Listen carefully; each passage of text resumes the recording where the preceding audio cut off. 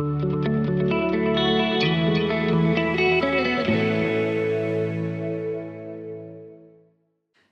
pozdravljeni v 4. epizodi PEFcasta. Danes sta z mano doktorica Alenka Žerovnik in pa dr. Matej Zapušek, avtorja znanstvene monografije Uporaba generativne umetne inteligence v izobraževanju. Najprej iskrene čestitke za vajino publikacijo. Jaz mislim, da je zelo uporabna in si želim, da bo tudi čim več poslušalcev pogledalo to elektronsko verzijo te znanstvene monografije. Povezava bo pa objavljena tudi pod tole epizodo. Pa če kar začnemo najprej mogoče z najbolj splošnim vprašanjem. Matej, nam lahko pojasniš, kaj sploh je umetna inteligenca, kako deluje, da si bomo lažje predstavljali, pa morda gremo kar na primer najbolj trenutno uporabljene ChatGPT. Ja, to se mi zdi eno tako ključno vprašanje, da ga že čisto na začetku razjasnimo, ker se mi zdi, da v zadnjih letih se tako dosti govori o umetni inteligenci, ampak tako, ko pol se pogovarjaš z ljudmi, pa vidiš, da je razumevanje tega področja v bistvu dosti šibko ali pa v nekih primerih tudi napačno. Zdaj že ta prva, da mi nekako generativno umetno inteligenco kar enačimo z umetno inteligenco, že tukaj se mi zdi, da je treba narediti to distinkcijo. Zdaj sem ful razmišljal, zakaj prihaja do tega napačnega razumevanja. In se mi je zdelo, da umetna inteligenca je relativno kompleksno področje, to je najprej. Drugo pa tako se mi zdi, da v mediji, v filmih se umetna inteligenca večkrat kaže kot nekaj fantastičnega, znanstveno-fantastičnega, ki praktično nima nobenih omejitev, kar pa je seveda daleč od resnice, potem pa daje neke take napačne predstave. Tako da, pa tudi, če nekako premislimo, se zdi, da računalniško znanje v splošni populaciji je relativno slabo. Danes, ko se tukaj pogovarjamo, naši otroci še zmeraj nimajo nekega, bi rekel, predmeta oziroma v okviru formalnega izobraževanja teh računalniških znanj ne pridobijo, kar se mi zdi, da potem še otežuje recimo tako razumevanje. Zdaj, če gremo recimo pogledati skozi zgodovino umetne inteligence, nekako ugotovimo, da so različni raziskovalci, avtori pristopali k temu, kaj je inteligentno v stroju na različne načine. Torej ni samo enega načina. Nekako so se oblikovali dve dimenziji. Ta prva dimenzija je, ali je inteligentno to, kar je podobno človeku, ali je inteligentno to, kar zna v nekih okoliščinah priti do neke popolne rešitve, optimalne rešitve. Drugo pa, ali je inteligentno to, da stroj zna razmišljati, ali je zadost, če se zna samo vesti inteligentno. Tako da, če nekako združimo te dve dimenzije, dobimo potem 4 te kombinacije teh smeri umetne inteligence. Ta prva je torej človeško vedenje. Neverjetno ste že slišali za Turingov test, to je Alan Turing. Leta 1950 je en članek napisal, ki je rekel, da stroj nekako prestane ta Turingov test, če se jaz pogovarjam z njim, pa ne morem ugotoviti, ali se pogovarjam z človekom ali pa z računalnikom. Zdaj, v tem primeru mene nič ne zanima, ali tisti računalnik zna razmišljati tako kot človek, ampak mene je prepričal, da se on vede kot človek. Zdaj, z to dimenzijo, s človeškim razmišljanjem se recimo kognitivna znanost ukvarja. Oni želijo nekako te miselne procese modelirati z računalnikom. Potem, če govorimo o tem racionalnem, optimalnem razmišljanju, je pa osnova tega načina v bistvu matematična logika. To je tisti formalizem, ki omogoča, kjer mi želimo nekako definirati pojave, med njimi vzpostaviti relacije in to nekako uporabiti potem za tisto, kar je inteligentno. Zdaj pa tista ta zadnja, ki se je pa nekako se je umetna inteligenca najbolj razvila v to, pa tudi generativna umetna inteligenca, o kateri bomo danes največ govorili, je pa torej racionalno vedenje. Torej, da se on zna v daljnih okoliščinah optimalno ravnati, nekako neke optimalne poteze delati, brez da bi zraven razmišljal. To je včasih tudi težko, recimo, če uporabimo ChatGPT, se nam zdi, kot da je kar nek drug človek tam na drugi strani, ampak ta model, ki generira te odzive, v bistvu nič ne razmišlja. On se samo tako čim bolj optimalno poskuša vesti. Tako da, če bi nekako zdaj skupaj združil, kaj je umetna inteligenca, bi lahko rekli, da je to neko področje, ki se v bistvu ukvarja z raziskovanjem, preučevanjem, pa tudi z razvojem entitet, ki znajo bodisi reševati probleme, izvajati neke naloge in to znajo narediti na en tak inteligenten način. Imajo sposobnosti in razumevanje pomena, se učiti iz preteklih izkušenj in podobno. Zdaj, če govorimo o generativni umetni inteligenci, seveda ne smemo enačiti, da je to celo področje umetne inteligence, pa govorimo o podpodročju, ki se ukvarja z razvojem modelov, ki znajo generirati novo vsebino. In to novo vsebino generirajo glede na učne podatke, na statistične vzorce, ki so jih nekako odkrili v teh podatkih in to uporabijo kot osnovo za to, da generirajo novo vsebino. Recimo besedila, slike, zvoke, filme. In zdaj v ozadju tega se mi zdi, da moram nujno omeniti, je nevronska mreža, torej struktura, na osnovi katere to deluje. Nevronska mreža bi lahko rekli, da je en tak računalniški model možganov. Tukaj ne smemo reči, da so to računalniški možgani, ker niso, ampak tako poenostavljen model možganov. In sicer osnovna celica je nevron, v kateri vstopajo vhodni signali, vhodni podatki, ki se potem v tej celici procesirajo in v bistvu se izračuna en izhodni podatek, oziroma lahko bi rekli izhodni signal. Nekaj podobnega, kar se v bistvu v možganski celici, nevronski celici dogaja v naših možganih. Zdaj pa kaj je bistveno pri tem, da so te vhodni signali, vhodni podatki v to celico imajo zraven še, mi pravimo tako, utež, ki pove, koliko se posamezen ta vhodni podatek upošteva pri računanju izhoda. In učenje nevronske mreže oziroma znanje te nevronske mreže je zajeto v teh utežeh, teh parametrih. Samo mogoče za nekak predstavo, ChatGPT v tej svoji 4. verziji ima 1,8 bilijonov teh parametrov. Tukaj noter je v bistvu ta esenca tega jezika, besedil, ki jih je on nekako se naučil. Tako da si lahko mogoče to predstavimo. Zdaj pa, ta nevronska mreža, to je star koncept v umetni inteligenci. Zdaj, neka prelomna tehnologija na tem področju pa je prišla leta 2017 v enem članku, verjetno je mogoče že kdo slišal zanj, in sicer članek z naslovom Attention is all you need, to je daleč najbolj citiran članek na tem področju. In sicer tam noter so pa predstavili poseben tip nevronske mreže, ki je prilagojen za probleme tipa, kjer imamo vhodno zaporedje in generiramo izhodno zaporedje, recimo prevajanje iz enega jezika v drug jezik, recimo sintetiziranje iz besedila v govor in podobno. In zdaj ta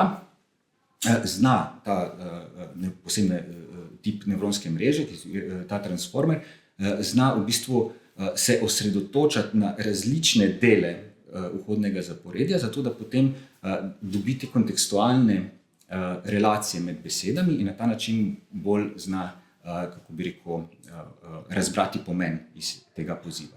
Tako da, če samo zaključimo, za kako dela ChatGPT, zdaj ne bi šel tukaj v podrobnosti, če bo koga zanimalo, si to lahko res v podrobnosti prebere v najini knjigi.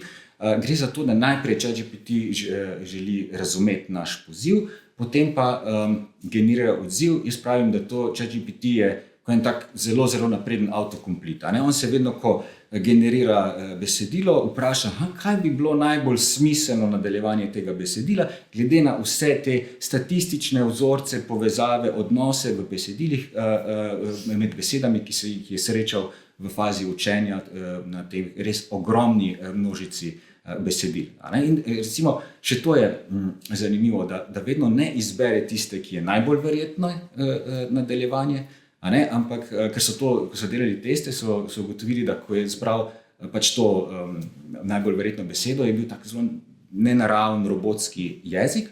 Ko so pa to prilagajali, recimo kot zanimivo, se lahko prilagajamo tudi zdaj v pozivih z parametrom temperature, je pa ta besedilo bilo veliko bolj človeško.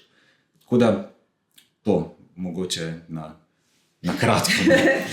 Super, hvala za to pojasnitev. Meni se zdi, jaz moram povedati, da sem bila tudi že na njuni delavnici, ne, pa je super slišati še enkrat to razlago, ker ravno tako, ne zdaj, ko si govoril, ko rečemo on, ne, ChatGPT on, ne, ga bom vprašala, ne, in potem avtomatsko imaš občutek, da razmišlja, ne, ko generira besedilo, večkrat, ko prebereš zadevo, večkrat, ko poslušaš to razlago, sestavlja skupaj najbolj verjetno. Ne? Se pravi, on ne razmišlja o tem, kaj si mu ti napisal, kako bi zdaj on najdel te podatke, ampak jih sestavlja skupaj. Ne? In se mi zdi tudi za nadaljevanje tega, kar še bomo govorili, da je to zelo pomembno, da morda najprej na začetku to razčistimo. Eno umestno vprašanje, sam še imam, ker se glih omenil filme, kjer se veliko, že davno nazaj začeli pojavljati umetne inteligence in včasih pride zelo malo straha, se moramo po vajinem mnenju bati umetne inteligence, da nas bo prerasla, prevzela. Ja, to je zelo, zelo zanimivo, provokativno vprašanje, ampak tako se mi zdi, da če bomo znali uporabiti smiselno pa odgovorno, ker jaz vedno tako razmišljam, da pač to tehnologija je, zdaj pa je na nas, kako jo mi uporabljamo. Tako da ne vem. Če s pametjo bo pametno, ne? Če pa ne, pa se da tudi uporabiti na zelo nespametne načine, je pa seveda zmogljiva. Tako da lahko si veliko pomagamo z njo, lahko pa naredi tudi veliko slabe škode. Tako da, ja. Jaz si ne bi upala napovedati, kaj bo, ker se mi zdi, da se lahko hitro moramo grizniti v jezik. Bi pa mogoče kratko rekla, da je vse odvisno od naših vrednot, tako da se mi zdi, da na tem lahko delamo in gradimo in potem tudi bodo vse ta tehnološki napredki, ki pridejo pozitivni, učinkoviti, smiselni. Tako. Super, hvala, to je bilo tako mes. Zdaj bomo nadaljevali ravno s tem, kako to smiselno, pravilno, dobro uporabljati, ker jaz tudi sama menim, da se pravi, generativna umetna inteligenca ni slaba stvar, da nam lahko prihrani, da pa tudi jo je treba znati uporabljati. Zdaj, v uvodu, jaz sem si izpisala en delček uvoda, zapisala sta. Učečim se lahko na primer pomaga pri poenostavitvi zapisane razlage ali ustvarjanju vprašanj ter nalog za utrjevanje znanja, pa tudi pri viharjenju idej, ustvarjanju povzetkov, pisanju seminarskih nalog ali esejev, kompleksnih konceptov ali pa pri učenju novih jezikov s pomočjo interaktivnih dialogov. Zdaj bi jo prosila za malo bolj, oziroma mogoče pri tebi, Alenka, za malo bolj konkretno pojasnitev, sploh tale del pri pisanju seminarskih nalog, esejev je taka sporna, to nas kar skrbi, da ne bodo študentje, pa tudi pač seveda dijaki pa učenci začeli izrabljati, da ne bo umetna inteligenca pisala, sestavljala besedil namesto njih. Pa če gremo mogoče po vrsti, začela sta z poenostavitvijo zapisane razlage, mogoče lahko podaš kak konkreten primer. Ja, zdaj recimo, če spet gremo v koncept ChatGPT-ja, pa bom čisto konkretno navedla, recimo, da imamo študenta, dijaka, učenca, se je čisto vseeno, ki pač ima za obdelati naenkrat veliko besedila, ali pa da je to obsežno besedilo, pri katerem bi recimo rad na začetku nekako dobil, kaj sploh nekako je tista rdeča linija, bistvo, tako je lahko recimo to dobrodošel pripomoček. Zdaj, seveda to ne gre v smislu, da bi na ta način se študenti študirali literaturo, ker poglabljanje je pač potrebno. Se pravi, ChatGPT za nas ne more prevzeti učenja, učenje je pač miselni napor, ki se še zmeraj mora pri nas zgoditi, tako da to pa ne rezultira v te prave stvari. Lahko pa seveda nam pomaga. Zdaj, če se mogoče osredotočam še na tiste stvari, ki so zahtevne, se pravi, recimo, da je študentu, dijaku, učencu nekaj težko, bodi si v njegovih zapiskih, v neki razlagi, ki jo ima, lahko ChatGPT pomaga na ta način, da zna zelo dobro prilagoditi to razlago posamezniku, njegovim potrebam, se pravi, kje trenutno je, kakšno predznanje ima, iz česa izhaja in na ta način lahko pač uporabnik tudi ChatGPT usmeri. Zdaj mogoče ob tem, kar povem, da imamo ravno zaradi tega, ker se je na ta način zelo veliko uporabljal, je štirka v bistvu že predvidela, kar tako bom rekla, en tak funkcionalnost v ChatGPT-ju, kjer lahko ti z enim klikom pravzaprav spustiš raven oziroma dvigneš raven razlage ali pa besedila, od bolj zahtevnega do manj zahtevnega in tam dejansko zna delati besedilo, od vrtčevske ravni pa naprej. Tako da ja. Ja, ker zdaj sem zasledila tudi, da se da personalizirati, da če ga imaš, nastaviš sem študent drugega letnika te in te smeri in potem vsa besedila, pravzaprav vse, kar mu daješ, vse odgovarja na način, tako da prilagodi stopnjo razumevanja, a ne, to je kar poenostavljena. Točno tako. Zdaj, tukaj je mogoče tako, da če si mi v nastavitvah nastavimo, to pomeni tako, kot si rekla, ne, da dejansko bo to upošteval v vseh naših pogovorih. Se mi pa zdi, da marsikdaj rabimo pravzaprav na različnih ravneh, ne, tako da tam je treba potem se zavedati tega, kaj smo nastavili, ker mogoče se pa tam zapremo v en balonček, ne, kar nam včasih ne koristi. Jaz recimo ne vem, če želim nekaj se s ChatGPT-jem pogovarjati, če tako rečem, ne, o temi, ki mi ni tako zelo blizu, ne, mi je fajn, da lahko rečem, da mi poenostavi. Medtem ko se pogovarjamo o nekem strokovnem področju, ki je meni blizu, ne, si pa želim, da je to na neki drugi ravni. Ne, recimo. Tako da to moramo recimo tudi upoštevati, je pa to možnost, da naredimo, seveda. Se pravi, prva zadeva, ta poenostavljena zapisana razlaga je bila, rečemo, tako si jaz predstavljam kot nek povzetek, da daš nekaj besedila, pa ti naredi neko skrajšano verzijo od bistvo zapisanega, a ne, da imaš pogled, kaj in pa raven, koliko zahtevno je recimo to besedilo. Ne? Ok, pa smo rekli, na primer, ustvarjanje vprašanj pa nalog za utrjevanje znanja. Zdaj tukaj v smeri večinoma si želimo ali pa mislimo, ne, če to uporabljajo učenci, dijaki, študenti zdaj spet, ne, da se s pomočjo tega učijo. In seveda zdaj, če se želijo učiti, je tudi fino, da nekako imajo neka vprašanja, ki jih vodijo v tem, da usvajajo pač tiste vsebine, ki jih pač morajo obdelati. Zdaj tukaj je pa že dobro mogoče, da je uporabnik majčkeno veš tudi nečesa, kar v monografiji tudi zelo dobro obdelava, se pravi tega pisanja pozivov. Zdaj, se pravi, navodilo, ki daš, ko daš čatu. Tako. Kakšno navodilo mu v bistvu mi rečemo temu poziv, a ne, mu ustvariš, ker tukaj je pa mogoče to, da mi izhajamo velikokrat, ali pa vidim, da uporabniki izhajajo iz tega, da probajo ChatGPT ali pa podobne modele, a ne, uporabljati na način, kot uporabljamo iskalnike. Ne? In potem dodajo mogoče še malo več odkrog tiste ključne besede, ki je veliko več pa ne, a ne. In to pravzaprav rezultira v to, da ponavadi potem ta odziv ali pa odgovor ni dober oziroma ni zadovoljiv za uporabnika in potem ti uporabniki tudi ponavadi relativno hitro obupajo in rečejo, kaj ste mi rekli, da je to dobro, a ne. Ne dela. Meni to nič ne nuca, a ne. Tako da to je prvo, no, recimo, kar bi tukaj rekla. Zdaj tukaj je fino, da potem pove tudi vlogo. Ne, še ena stvar, ki jo omenimo, se pravi, da temu modelu pravzaprav mi sporočimo, v kakšni vlogi naj on nastopa. Ne, ker zdaj smo že iz uvoda videli, da on je, ne vem, tako, kot če bi združil, ne vem, nas vse ljudi skoraj skupaj. A ne. In zdaj je fino, da mu rečemo, a je zdaj to, ne vem, srednješolski učitelj matematike, a je zdaj to fakultetni učitelj, ne vem, sociologije, ne, kakorkoli. S tem nam bo potem ta vprašanja, ki jih bo za nas stvoril, lahko bistveno bolj prilagodil. Povedati mu je dobro tudi, za katero raven, torej zahtevnosti, o kateri temi.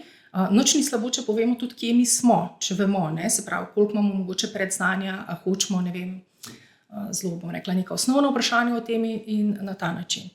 Zdaj, pri teh vprašanjih in nalogah se meni zdi koristno tudi to, da, ker zdaj roko na srce ta vprašanja lahko, ne vem, sestavi tudi učitelj ali pa jih imajo v delovnih zvezkih, ampak tisto, kar pa tam mogoče manjka, je to, da ne dobijo takoj povratnih informacij, pa ne samo povratnih informacij v smislu rešitev, ampak tudi potrebne razlage ob tem. Se pravi, če se jim nekje zatakne, dejansko jim lahko nudi neposredno takojšnjo pomoč, ki je spet prilagojena temu uporabniku. Zdaj, to smo pa prišli dejansko do tega zdaj, da imamo enega tako imenovanega zelo personaliziranega tutorja 24/7 pri sebi. Ne? In tukaj se mi zdi mogoče ena taka pomembna moč tega orodja, ki lahko zelo dobro koristi uporabnikom. Ne? S tem pa, da moraš paziti, ne? Se pravi, fajn je, da v tej stvari nekaj veš, ker so lahko tudi napačni odgovori, naprimer, ali pa slabo zastavljeno vprašanje, se pravi, tudi nesmiselno zastavljeno vprašanje ali kaj takšnega. Ne? Absolutno. Zdaj tukaj tudi pri teh vprašanjih velja podobno. Eno je to, da so lahko netočnosti, bomo o tem še več spregovorili, ampak drugo, nekaj je pa tudi na uporabniku, ne? Da v bistvu dovolj dobro sestavi poziv za to, da bodo potem vprašanja tudi osredotočena na to, kar pravzaprav on potrebuje. Ja, to je zdaj v dani situaciji. Preklopiti, ne? Ker iskanje po Googlu, naprimer, več ko napišeš, več nepravilnih zadetkov dobiš, ne? Ker so in ali karkoli dodaš zraven, je potem vsega toliko in smo se učili čim krajše pisati zahteve, pri ChatGPT oziroma teh modelih je pa potem ravno obratno. Ne? Bolj več napišeš, bolj natančno napišeš, bolj že dobiš povratno informacijo oziroma pač odgovor vprašanja. Okay? Pa mogoče, če pogledamo še, dajmo se dotakniti še tele najbolj pereče, da si lahko pomagajo tudi pri pisanju seminarskih nalog ali pa esejev. No? Kako si lahko pri tem pomagajo, da ne na način, da na mesto njih napiše seminarsko nalogo. No? Spravi, da je zadnje še zmeraj učenje, tisto, kar si mi želimo. Ne? Zdaj, ne bom mogoče začela najprej s tem, da dejansko se to da, bom to prihranila za konec, ne? Ampak mogoče za začetek dajmo osmisliti, kako pa bi bilo recimo smiselno. Ne? Zdaj, mogoče lahko to povežem še z viharjenjem, ne? Oziroma z brainstormom, kjer lahko v bistvu se pravi, lahko zdaj mogoče na študenta navežem, ne? Si študent mogoče pomaga pri nekem osnovnem idejni strukturi, odvisno kakšna je seminarska naloga, koliko je že detaljno dorečena ali pa definirana, do tega, da si lahko pomaga postaviti neko strukturo, ampak bolj v smislu, da si širi svoje obzorje, se pravi, da spet jemlje ChatGPT kot, bom rekla v navednicah, partnerja, tako kot če bi s svojim sošolcem, sošolko diskutiral o tem, kako ne zapelje neko zadevo. Ne? Bi pa rada rekla, da tisto, kar zapiše v seminarsko nalogo, še vedno mora pač biti, ko bi rekla, njegovo vedenje ali pa zadaj njegovo izkaz njegovega učenja. Ne? Zdaj pa, če se dotaknem še tega mogoče najbolj perečega, da se bojimo, če pa zdaj recimo seminarske naloge, eseje in podobne naloge lahko piše ChatGPT ali pa podobni modeli. Ja, jaz se bojim, da jih lahko ne. Tudi na fakultetni ravni. Jaz mislim, da skoraj vsako seminarsko nalogo ali pa esej, mogoče ne za čisto 10, ne? Ampak ali pa tudi lahko tudi napiše ChatGPT. Tako da mogoče tukaj je pa bolj na nas, pedagogih, pa tudi na celotnem, kako bi rekla, izobraževalnem sistemu potreben en drug premislek. In sicer, kako pravzaprav premisliti neke drugačne, če hočemo temu reči, tudi mogoče sodobnejše, aktualnejše, v kontekstu prihajajočih tehnologij in teh tehnologij, ki so že z nami, načine preverjanja in ocenjevanja znanja. Ne? Ker če sem mogoče sam rečem, se tudi danes je lahko, mislim, pred modeli, je lahko pa pač nekomu drugemu dal napisati. Ali pa uporabljeno drugo, malo prilagojeno različico. Se pravi, še zmeraj so bile neke bližnjice, kar pomeni, da je tisti, ki je nekako na podlagi tega mogoče ocenjeval, moral na nek način še preveriti, ali je tam zadaj tudi nekaj, česar se je študent dejansko naučil. Zdaj, če si pa pri tem pomaga recimo s tem, da naredi besedilo, bolj jedrnato, koherentno, mogoče tudi jezikovno, slogovno, bolj primerno, jaz moram reči, da sama tudi na tak način, še posebej z angleščino recimo uporabljam, ampak jaz vidim, da se iz tega zelo veliko naučim. To ni meni bližnjica, ampak mi je v bistvu to, da dobim feedback in iz tega feedbacka, ki ga potem naštudiram, se jaz učim. Ne? To bi bilo odlično, če bi tudi ostali, se pravi, študenti na ta način. In tu se mi zdi, da bi bilo treba delati v teh, tako kot sem prej mogoče omenila, v nekih vrednotah, se pravi, da v bistvu ozaveščamo, ali kako bi rekla, kaj to pomeni in da res spet učenje postavljamo na tisto raven in da študenti razumejo, kaj pomeni dejansko učenje. Da pač tam še zmeraj napor se mora zgoditi, konec. Ja, jaz mislim tudi recimo pri seminarskih, Okay, po eni strani mislim, da je pomembno, da znajo študentje sploh na naši fakulteti, spravi, to so bodoči strokovni delavci v vzgoji in izobraževanju, da znajo napisati sami neko strokovno besedilo. To zvadijo preko pisanja seminarskih nalog, potem diplomske pa magistrske. Če ne napišejo tega nikoli sami, se bo najbrž ti modeli, kot so ChatGPT, zdaj prisotni, si bodo lahko vedno pomagali, ampak včasih tudi zveni umetno. Tudi kakšne besede so take, ki jih sicer ne uporabljamo, prepoznaš. Tudi včasih, ko jaz berem kaj študentov, pomislim, tale zapis je pa tak nečloveški, a ni, ne vem. Se mi pa zdi, recimo, smo študenti delali vaje, da so mogli prebrati en tekst od Kanta in interpretirati, kako Kant razloži, recimo, discipliniranje. Pa sem rekla, vprašajte še ChatGPT, da smo pa videli razlike, S tem, da je to bila razlika v pozivu, jaz jih nisem opomnila. Oni so samo vprašali, kaj je discipliniranje. Če bi rekli, kako Kant definira, bi najbrž tudi ChatGPT dal bolj podoben odgovor tistemu, kar je v besedilu. Ampak pri predstavljanju seminarskih nalog potem ali pa konzultacije, ki imaš, pa vidiš, razume, oziroma ko prebereš in se pogovarjaš, vidiš, ali je nekdo to napisal sam ali je napisal nekdo drug, ker če ne razume, če ne zna pojasniti tega, kar je zapisano, imamo že kar takoj probleme. To se mi zdi, da je neka varovalka in večinoma imamo vsi konzultacije, predstavitve, se pravi še druge oblike dela. No. Tako da se strinjam s tem, kar ste povedala. Je uporabno, pa je treba biti pozoren. Ok, mogoče še nekaj si se že dotaknila, pa če lahko kar še nadaljuješ učiteljem, visokošolskim učiteljem, kako ga lahko recimo mi uporabljamo? Ja, zdaj tukaj sem pa razmišljala, da se mi zdi, da je mogoče smiselno najprej mogoče dve veji, ali pa kako bi rekla. Eno je učiteljevo ali pa visokošolskega učitelja pač pedagoško delo, drugo, kar bi se dotaknila, pa mogoče raziskovalno delo, ker se mi zdi, da oboje nekako nas zanima. Zdaj, če se navežem najprej mogoče na pedagoško delo, se nekatere stvari seveda ponovijo od tega, kar smo že prej rekli, ampak mogoče bom tukaj pa bolj iz svoje perspektive, recimo tudi pa s tem, kar sem že nekako imela izkušen tudi študenti, povedala nekaj primerov. Se mi zdi, da lahko recimo, sploh recimo, če je to, ne vem, nek visokošolski sodelavec, ki je, bom rekla, začetnik, zdaj, ali je to zdaj asistent, ki, ne vem, dobi neke vaje predmeta, ali je to mogoče profesor, ki vstopi pač, ne, prvič dobi predavanje in tako, ali pa učitelj, ki v šoli pač, ko začne recimo poučevati, da lahko zelo dobro v bistvu pomaga pri spet nekem tem viharjenju ali pa nekem iskanju idej, na kakšen način recimo podpreti z nekimi zanimivimi aktivnostmi za mojo ciljno publiko. Ne vem, imam take pa take učence, take pa take študente, da mi kakšne zanimive recimo aktivnosti predlagaj. Spet je treba razširiti, zdaj sem jaz le premalo povedala, kdo so ti študenti, koliko so stari, katera predznanja imajo, kakšno temo, na kakšen način. Drugo se mi zdi, da se da veliko nekako tudi razširjati svoje obzorja, kar se tiče pedagoško-didaktičnih pristopov. Tukaj vidim, da ne vem, tisti, ko smo na pedagoški fakulteti, smo itak to mogli študirati, marsikdo drug pa recimo ni. Zdaj danes imamo na srečo ali pa na žalost tudi v naših šolah učitelje, ki niso po poklicu pedagogije. In se mi zdi, da tukaj je mogoče tudi en prostor, da lahko na ta način tudi dodatno razširi še neka znanja, s kakšnimi, ne vem, didaktičnimi pristopi, naprimer, lahko podpremo učenje pri določenih učencih. Potem naprej, recimo, kar se tiče preverjanja in ocenjevanja znanja, bi pa tukaj omenila, da zdaj smo pa na drugi strani. Zdaj smo pa mi tisti, ki preverjamo in ocenjujemo znanje. Zdaj tukaj moramo se pa zavedati, da marsikdo včasih vpraša, pa učitelji radi vpraša, zdaj lahko jaz dam, ne vem, te teste od učencev noter, pa bo on dal feedback, pa smo rešili, pa samo še napišemo oceno, pa je to. Zdaj tukaj, ta prva točka, ki bi se ustavila, je seveda to, a jaz lahko, ne vem, poskeniram, fotografiram karkoli, ta izdelek pa ga dam noter. Tukaj že trčimo eno stvar, ki jo bomo še naslovili, se pravi pa avtorske pravice. Zdaj, a je to tudi etično in tako bomo še debatirali o tem. Tako da to je prvo. Se pravi, jaz ga lahko prosim za nasvet, opišem, kakšna je situacija, pa na ta način.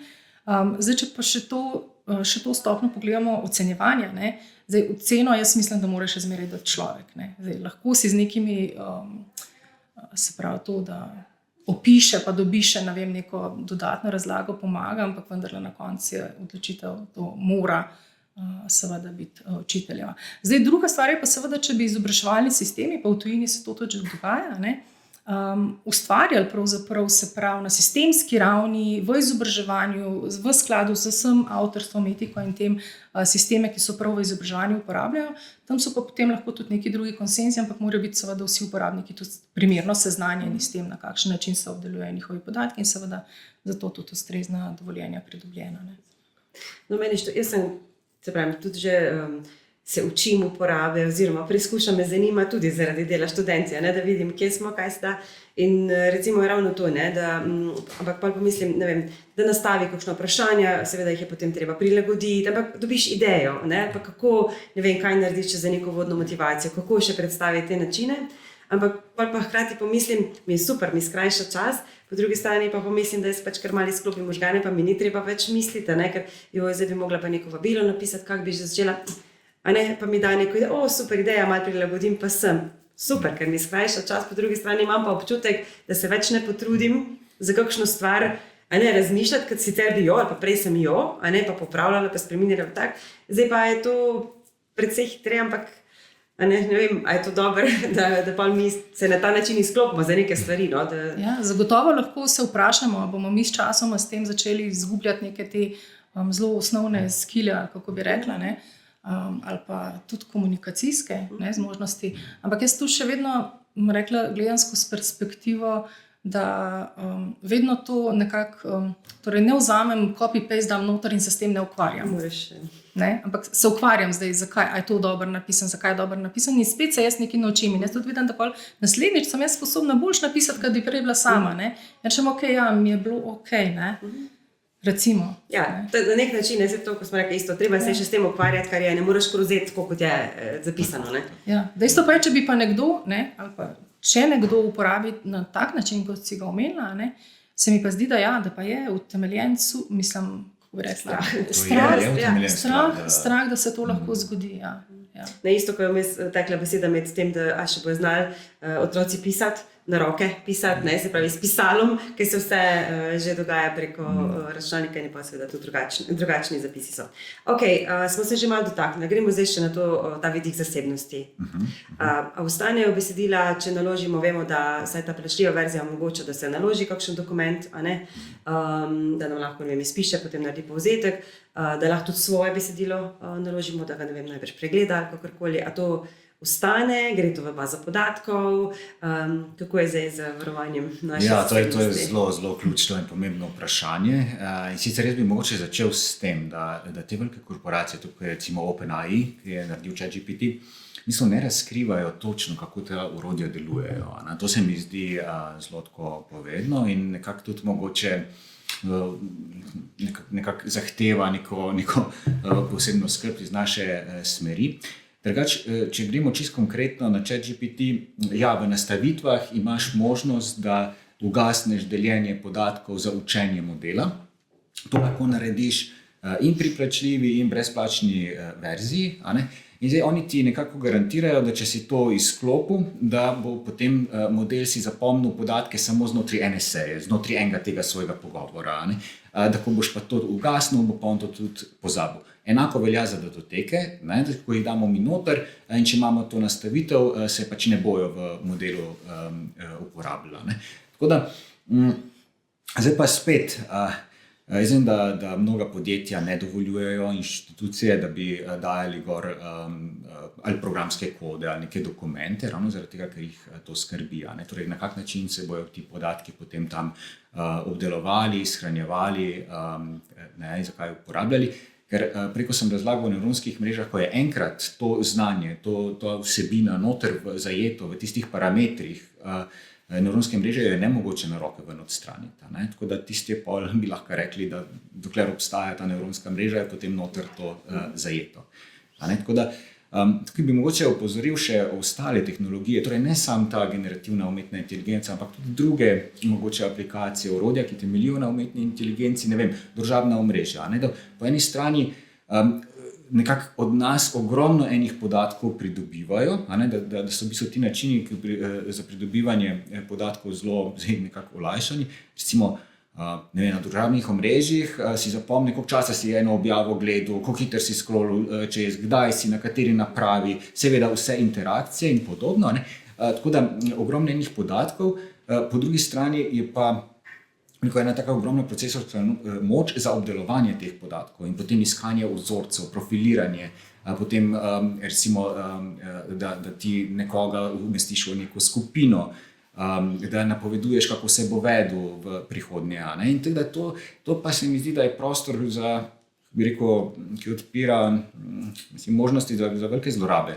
Lahko govorimo o nekih čisto benignih stvareh, da ti pač dajo, ti tam dajo neko reklamo enega izdelka, ko je večja verjetnost, da te bo zanimal, pa ga boš kupil, do tega, da v bistvu nekako ugotovijo, tvoj psihološki profil, kaj so tvoji strahovi in ti ponudijo neko politično opcijo, ki jih bo potem naslovila. Tako da to je zelo, zelo problematično. Jaz mislim, da se predvsem treba zavedati tega, da karkoli mi v bistvu za uporabo digitalnih tehnologij pustimo tam, ta naš digitalni odtis, in da nekako pristopamo k temu na ta način, da delimo samo tiste podatke, za katere nam bi bilo v redu, tudi če se nekaj pojavijo. Meni se zdi, da če se tega nekako držimo, da smo že kar veliko naredili. Jaz sem zasledila eno objavo, ki je bila v tem smislu, vprašajte ChatGPT, kaj ve o vas, česar sami ne veste o sebi. To je to, kar si zdaj ti rekel in seveda jaz takoj grem to preveriti, ne me zanima, ampak jaz imam ugasnjeno, spravi smo to, da mi ne shranjuje stvari, ne. In ga vprašam in mi odgovoril, da pač mi ne mora nič povedati, ker ne hrani mojih podatkov, ne, spravi, vsaj v prvi fazi je bil zadovoljiv odgovor, nisem več naprej spraševala, ok, imam nastavljeno, da ne shranjuje, se pravi, je bila pa zanimiva ta izjava, a ne, me je pa kar tako malo, a ne, kaj bi dejansko napisal nazaj, ne? Kaj je to, kar ste rekel, ne? Prepozna neke strahove, nek način vedenja, kdo si, kaj sprašuješ, kaj te zanima, ne? Teda je malo v zadju nekega razmisleka v zvezi s tem, no? Zdaj pa moje naslednje vprašanje je vezano na to, kako zdaj opolnomočiti uporabnike za smiselno, etično, kritično rabo, ne, kje je meja uporabe. Zdaj zapisala, sta bom še enkrat se navezala na vajino knjigo, se pravi učenci, dijaki in študenti si z generativnimi jezikovnimi modeli, kot je ChatGPT, lahko pomagajo pri učenju, reševanju domačih nalog, pisanju seminarskih, diplomskih in magistrskih del. Večkrat zdaj naslavljam tele seminarske, diplomske, magistrske, ker se mi zdi, da je to pri nas kar aktualna tema. In zdaj, kako naj mi ločimo, a gre za avtorsko delo, gre za delo umetne inteligence, sploh še v zadnjem času, a ne, ko so že orodja, ki besedilo prilagodijo bolj besedi človeka, če lahko tako rečem. Kako naj zdaj mi ugotovimo, kako opolnomočimo študente, recimo, če sem konkretna. Ja, če mogoče začnem tistim smiselnima, ne? Torej, kako na način smiselno, kako to upeljati. Jaz moram reči, da ne vidim drugega načina kot to, da uporabnike izobrazimo, da bojo vsaj v osnovi nekako razumeli, kako ti modeli delujejo. Torej, da zdaj približno, ne zdaj v podrobnosti, ampak približno, da veš, kaj je, ne vem, strojno učenje, na kak način se računalnik uči, kaj je nevronska mreža in da tudi bolj razumeš, kako ti modeli delujejo, recimo, če GPT dela in zakaj, pa ti bo mogoče bolj jasno, zakaj ti nekaj dober naredil, da ti ni, zakaj se je zmotil, zakaj je noter imel v odzivu mogoče kakšne stvari, ko so ti bile, ne vem, čudne. Torej, da hkrati veš, za katere probleme je, za katere ni, a ne, torej neke tako. To se mi zdi prvo. Drugo, tisto, kar sem že rekel, je zelo pomembno, da se zavedamo, da je to orodje in da je na nas, a ne, kako odgovorno ga bomo uporabljali. To se mi zdi ena taka druga ključna stvar. O tem, kar je že Alenka govorila, da se tudi naučimo uporabljati ta orodja, ne, da se naučimo nekako zapisati ustrezne pozive, zato da dobimo potem to, ne vem, natančne, kvalitetne odgovore. Pol pa, če gremo nekako na etično uporabo, tukaj se mi zdi, da mimo tega pojma akademske integritete pač ne moramo iti. Torej, če nekako povzamemo, akademska integriteta se v bistvu naslavlja to, da ko mi ustvarjamo neko vsebino oziroma jo predstavljamo kot svojo, moramo nekako slediti tem načelom, da gre za naše samostojno delo, da pazimo na avtorske pravice in da če smo karkoli neke ideje od drugih vzeli, da jih tudi primerno citiramo. Tako da takoj, ko pa recimo študent odda neko nalogo, ki pa, pri kateri ne spoštuje teh načel, pa kršil pač akademsko integriteto, tukaj se mi zdi, da tista meja, kjer pa to ni več v redu. Torej, ko je ChatGPT mi predstavlja pomoč pri tem, da bom jaz nekaj raziskal eno področje, tako smo se nekaj zelo lepo povedali, torej ne vem, ne razumem enih konceptov in si jih potem pač probam z ChatGPT-jem razložiti na nekem svojem nivoju, predznanju, pač lahko mu postavljam pod vprašanja in podobno. Ne vem, se ukvarjam z novim področjem, pa rečem, kaj so zdaj tiste ta glavne stvari na tem področju. Tako, ali pa recimo tudi, da mi da ene ideje, na katerih potem seveda lahko jaz z neko svojo lastno ustvarjalnostjo potem naprej delam pa gradim. To se mi zdi smiselno, takoj ko pa jaz, ne vem, naredim poglavje magisterija ali pa v mojem konkretnem primeru napišem program, pa ga oddam pri predmetu programiranje kot svoje lastno delo, pa ga je ChatGPT napisal, takrat pa seveda kršim. In take kršitve se mi zdi, da imajo grozne posledice.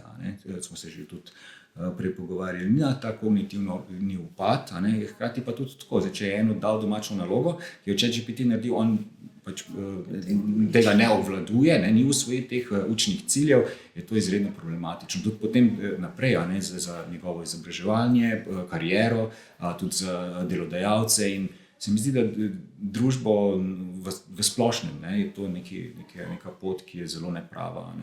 Tako da to bi jaz rekel, da moramo paziti ravno na to mejo. No, res In pa še ena stvar, ki mi je mogoče malo ušla.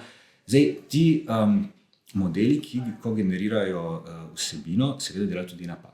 Tudi v ChatGPT-ju je spodaj napisano, prav po tistim, preverjate vse. In na nas je, da preverjamo. Torej, če samo copy-pastamo in tam noter so stvari, ki ne držijo, so naša odgovornost. Mi moramo to vso vsebino preveriti v nekih zanesljivih virih, v recenziranih knjigah, uglednih revijah in tako. To sem šel poudariti. No, ko si rekel, domače naloge. Jaz dam študentom kakšno domačo nalogo in če dobro narejeno, lahko dobijo par procentov zraven, ki pri izpitu, če je pozitivno, jih prištejemo. In potem dam na izpitu podobno vprašanje, ki je bilo, ti se je nekaj iz besedila, lahko je napisal chat, ne vem, časih mogoče kaj zaznam, večinoma moram reči, da nisem, ampak na izpitu pa potem vidiš, če so to imeli za domačo nalogo, če so jo naredili, potem super odgovorijo tudi, če je napisala umetna inteligenca, potem vidiš, da ne gre, ker je čudno, če je točno tako vprašanje bilo, po vsej logiki, če si ga napisal, vsaj nekaj od tega še ti pa najbolj ostane. Če pa je napisal nekdo drug, da tudi na ta način se mi zdi, se da malo preverjati. A se da preverjati, tako kot s Ternitinom besedila, naprimer tudi, ker obstajajo že, tudi ti modeli za preverjanje, a je to zanesljivo? Zdaj, seveda, aplikacije, ki nekako se trudijo za podano besedilo ugotoviti, koliko je napisal človek, koliko človek v kombinaciji z umetno inteligenco, oziroma, če govorimo o ChatGPT-ju, koliko je ChatGPT sam samostojno napisal, seveda obstajajo. Tu se mi zdi tudi, da je tako iz poslovnega vidika zelo zanimivo področje, marsikdo hoče zaslužiti. Tudi če gledaš ta orodja, nekako se hvalijo, da so 97% uspešno vse to naredijo. Ko mi smo naredili v okviru, se tudi to je noter v monografiji, tako malo raziskavo vseh teh najbolj takrat popularnih orodij oziroma najbolj zmogljivih orodij. Naš rezultati tega, pa tudi če bereš članke, enako ugotavljajo, da so rezultati zelo, zelo nezanesljivi. Včasih ugotovi, drugič ne ugotovi. Ne vem, jaz sem dal eno besedilo iz učbenika iz leta 1995, prav na robke sem ga noter prepisoval, zato da ne bi bilo slučajno. In je iz prve, da je to generirano, da to je ChatGPT napisal. Zdaj, ta orodja, seveda, ne moramo reči, da so čist neuporabna. Lahko je to nek indic, tukaj se mogoče nekaj čudnega dogaja, mi pregledamo z človeškimi očmi in se potem odločimo, ali bomo mogoče tega študenta nekako povabili na zagovor. Sploh, če imamo veliko število študentov, recimo, ne vem, če imaš 500 študentov, težko vsako nalogo preveriš, daš čez tako orodje, ne vem, reče pri tem pa tem je sum na to, ne more biti pa to kot nek 100% dokaz v kakšnikoli postopkih ali pa tako. Na ta način je treba tudi, se mi zdi, pristopati k temu. Tako da če smo dali v to orodje, pa je rekel, da je študent to naredil za ChatGPT-jem, to še ne pomeni, da je on zares. Zelo pazljivi pri tem. Imamo pa tudi na univerzi neke smernice za uporabo ChatGPT-ja, ko se mi tudi dobro, da bi študente seznanili vse v osnovi, tudi s tem, kako, kdaj, če že, kako se tudi navede, kaj je bilo uporabljeno. Tako. Mogoče za zaključek, sicer bi lahko še 100 vprašanj zastavili, ampak bomo si še prebrali bolj podrobno v knjigi, kaj bi se rekla, kaj so glavne prednosti pa glavne slabosti recimo modelov, kot so ChatGPT oziroma generativne umetne inteligence. Pa mogoče se tako razdeliva, kaj ti poveš v prednosti. S katerimi pa začnemo? Dajmo s prednosti. Kaj smo zdaj malo izpostavili. Eno, kar bom ponovila in se mi zdi v glavnini izjemno pomembna, je ta prilagodljivost, se pravi prilagodljivost res vsakemu posamezniku. Mi smo že prej veliko časa govorili ali pa naslavljali to personalizacijo, individualizacijo, diferenciacijo in se trudili in smo tudi videli, da v praksi pa potem je to včasih težko. En učitelj na toliko in toliko študentov, učencev, dijakov, tako da to zagotovo prvo. V povezavi s tem ta, bom rekla, tutor 24/7, Zdaj, če imamo dobrega kritičnega misleca, tudi za vse tisto, kar smo omenjali, ne, se mi pa tukaj zdi predpogoj to, da začnemo bolj razmišljati o tem, kako razvijati kritično mišljenje od osnovne šole naprej, ki je kot predpogoj, bi jaz rekla, mogoče zato, da se bodo vse te prednosti potem res izkazale kot prednosti in ne kot bližnjice. Ja, ne vem. Mogoče to za začetek, bom še kakšno na misel. Ja. Zdaj, če jaz začnem z izzivi, nekaj smo jih že, ne, pač ta grožnja akademski integriteti, absolutno, ne, tudi ta zasebnost podatkov. Zdaj bi pa še mogoče opozoril na te halucinacije.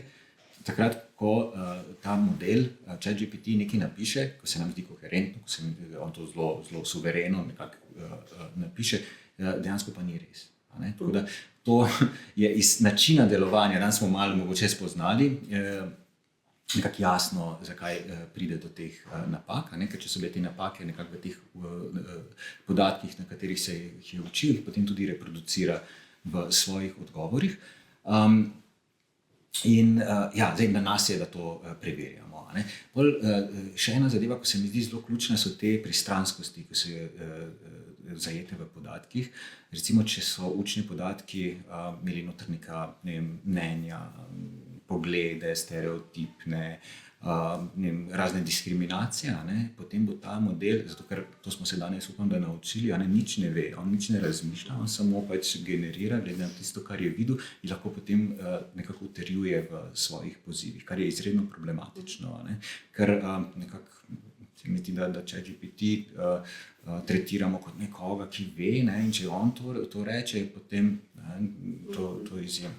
Zdaj, tudi če imamo čist popolne podatke, ki ne vsebujejo, lahko pa z delovanjem algoritmov vnesemo to pristranskost. Recimo, rečemo algoritmu, da ne optimizira število klikov na teh, na neki spletni strani, in on bo ugotovil, kar hitro, se bo naučil tega vzorca, da če ponudi en tak bolj sproščen članek, da raje ljudje klikajo na tist, če bo pa neko bolj poglobljeno strokovno besedilo, pa da manj. In ga bo začel večkrat priporočati. Tako da, noter podatki so pa tudi čist neki družbeni, kulturni vidiki, ki se nam lahko nekako prikradejo. Recimo, podajamo slike učiteljic, in on vidi, da je na 95% je ta poklic pač povezan z ženskim spolom. In to v bistvu potem nekako v svojih odzivih uporabi, hkrati pa na neki način ta stereotip, ki ga želimo rušiti, ohranja in ga v bistvu poglablja. Pa čisto na koncu, kot velik izziv se meni zdi ta digitalni razkorak med tistimi učenci, ki bojo imeli dostop do programov tehnologije na eni strani, po drugi strani pa tudi do znanja. Torej tisti, ki bojo imeli bolj sposobnega učitelja, ki bo znal to smiselno vpeljati v učni proces, bojo imeli od tega veliko več. In tudi to jim bo pomagalo, se mi zdi, na njihovi izobraževalni karierni poti, in še bolj poglabljalo ta digitalni razkorak, ki že itak obstaja. Ker se mi zdi, da tisti, ki bo ta znanja obvladoval, si bo lahko veliko pomagal v prihodnje.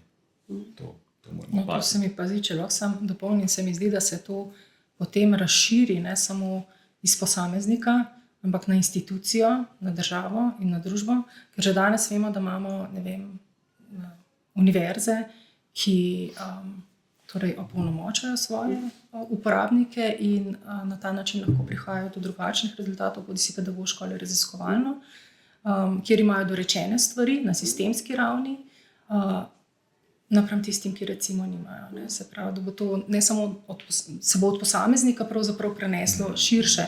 Tako da se mi zdi, da tudi na ravni institucije ali pa izobraževalnega sistema, pa tudi na državni ravni, da moramo nekako delati na tem, da pridemo do nekih pametne smiselne. Vsaj smernic, če ne.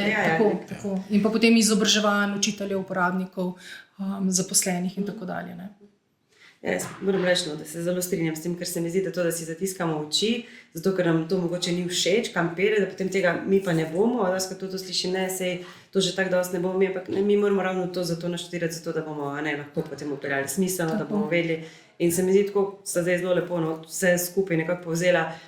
pravzaprav je tako za ostale stvari. Zelo dobro moramo reči poznati, da jih lahko tudi potem dobro in smiselno uporabljamo. No? Ker jaz tudi sama ne vidim to kot tako slabost, da nam bo porušilo vse, ampak vidim, da s pametno uporabo se da nekaj dobrega tudi iz tega ven nekako dobiti. No? Tako da, se pravi, meni je tema zelo aktualna, jaz mislim, da tudi drugim se vam moram res lepo zahvaliti, sem uživala v pogovoru z vama. Hvala, da ste si vzela čas, še enkrat čestitke za vajino knjigo. Hvala tudi vam za pozornost in vas povabim, da si boste na povezavi knjigo, torej uporaba generativne umetne inteligence v izobraževanju, tudi bolj podrobno še prebrali. Hvala. Hvala. Hvala.